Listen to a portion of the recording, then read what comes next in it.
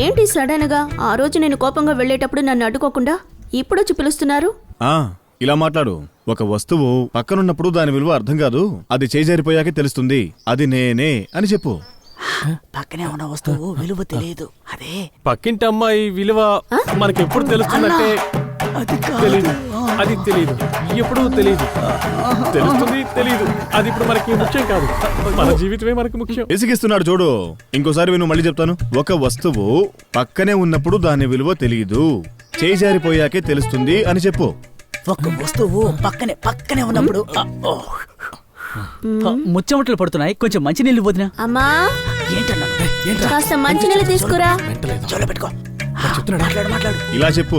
ఒక వస్తువు పక్కనే ఉన్నప్పుడు దాని విలువ తెలియదు, అది దూరంగా ఉన్నప్పుడే దాని విలువ తెలుస్తుంది.